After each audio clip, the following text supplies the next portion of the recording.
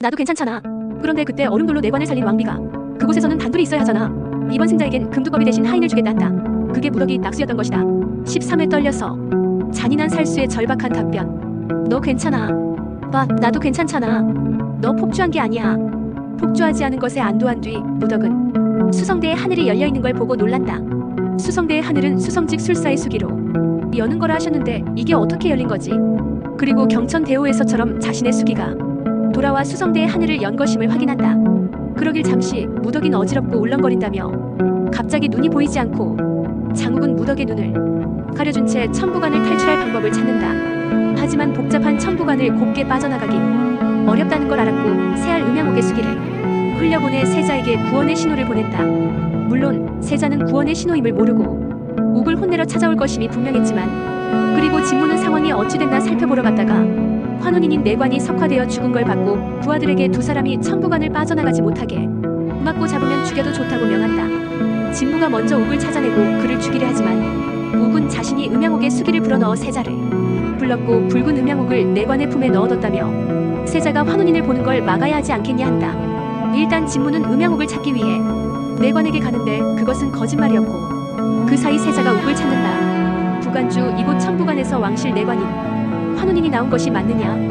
그걸 숨기기 위해 장욱을 죽이려 했다고 큰 오해를 하고 계십니다. 저하 진실을 가리기 위해 송림의 총수인 박진까지 불려오고 옥은 끝까지 환혼인을 본 것이 확실하다 주장한다. 물론 진무는 수성대를 망가뜨리고 그것을 숨기려 옥이 거짓을 고하는 거라 하지만 환혼인 시신만 나오면 쉽게 밝혀지겠네요. 송림 술사들을 불러 천부관을 조사하겠습니다. 안 됩니다.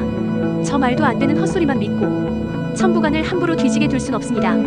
박진과 진무가 설전을 벌이자 세자는 환혼인인 내관이 왕비를 모시는 내관이니 왕실에 있는지 여부 먼저 확인하자 한다. 그런데 그때 얼음돌로 내관을 살린 왕비가 김내관과 함께 나타나 옥과 무덕을 당황케 한다. 폭주한 환혼인이 멀쩡해졌다. 저것이 얼음돌의 힘이라면 무덕이가 폭주한다 해도 방법이 있다.